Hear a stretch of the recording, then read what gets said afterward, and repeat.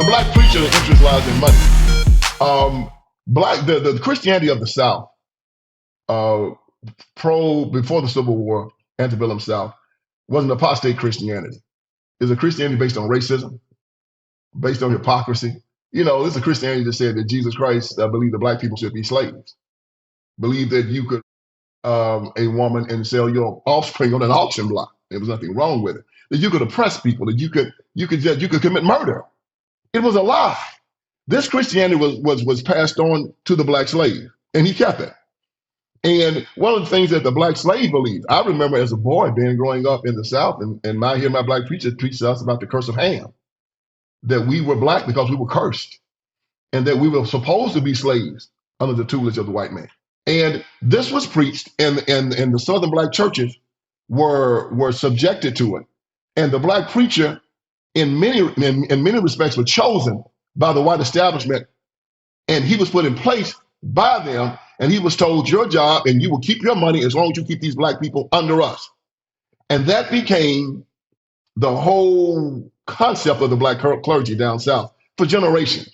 Then you have the black civil rights workers. As you know, the NAACP was started by 8 white people and 1 black person who was W.B. Du Bois, and he was a communist. Their job, they had a vested interest in keeping black people under control, especially for when they did vote for the Democratic Party and vote for all of these crazy liberal causes. And they expanded into the Big Six, the CORE, Urban League, all of these guys, and they were all controlled by rich white liberals also. And then, of course, out of that came the black politician. And when he became a Democrat, he became a company man. His job was to make sure that he made black people vote for the Democratic Party. Because ever since slavery, the Democratic Party could only survive with the support of the black community, whether it be slavery, whether it was their labor, whether it was just the fact that you made white supremacy possible to make me feel good about myself. They needed black people to either exploit for exploitation or for entertainment. And they still use us for that. We are a science project to them. They know us better than we know ourselves. They manipulate us better than, and we don't even know that we're being manipulated. So the Iron Triangle, my first book, blew the lid off of this. And the way we change it, one of the reasons I love school choice so much is that it gives you an opportunity to pull these children out of these government schools who also expand this ideology in the black community. Government control, liberalism, statism. If we can get them back to the community concepts of free markets, of their basic religion, of understanding competition, understanding unalienable rights, understanding that our rights come from God, not from government, that the whole concept of America is based upon what John Locke talked about, the unalienable rights that we have, rights that are irrevocable, non-transferable, and unsellable, that government cannot touch. That you do not go ask government for your unalienable rights. You defy government to come and take them. And this is why I have such a difficult time with Martin Luther King Jr. and the civil rights movement. They told Black America that you have to go to government for your rights. You have to go to government for protection. Everything he said was an anathema to what we are supposed to believe as free Americans.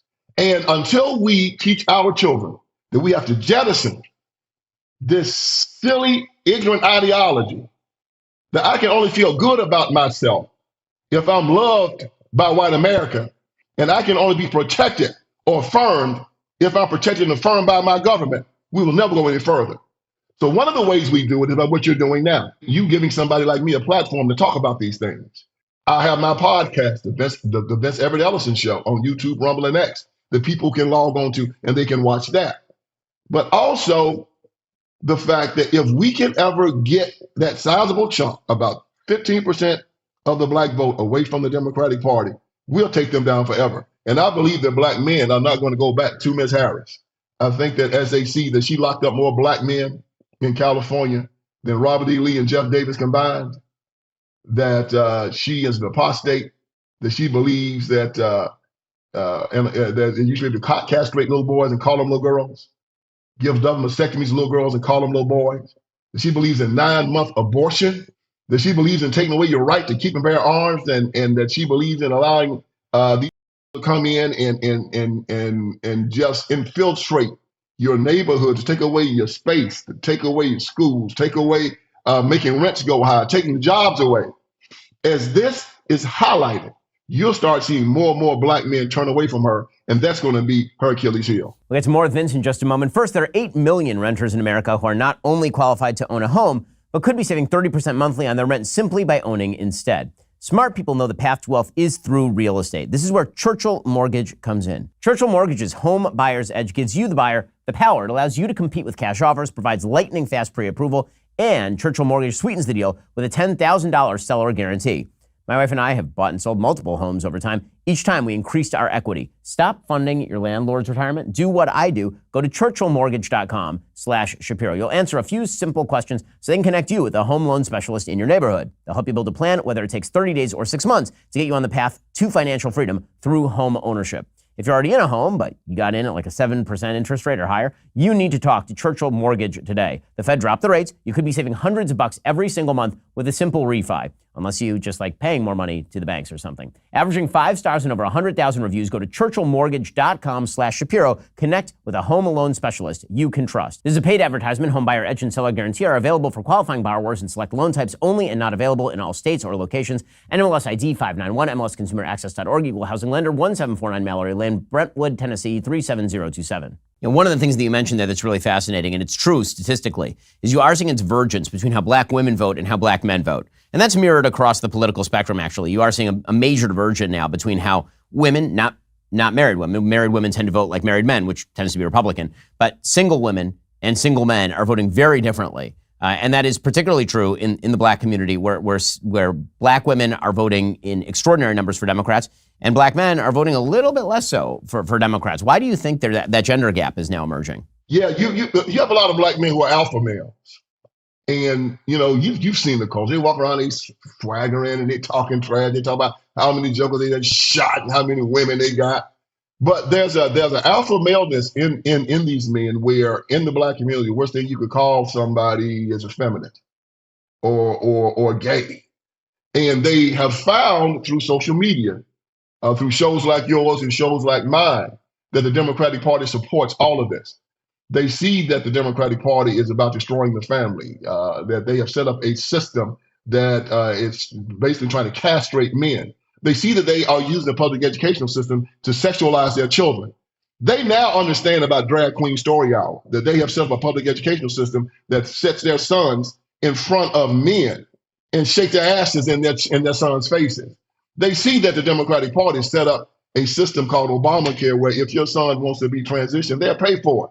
You see Tim Walz up in the state of Minnesota. That's made his state a sanctuary state. That if your child wants a sex change operation, that if they can get up to Minnesota, he'll give them protection and he'll pay for it.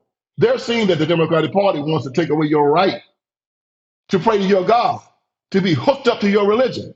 And we know that John Adams said that this Constitution is reserved for religious and immoral people. It's wholly inadequate for any other.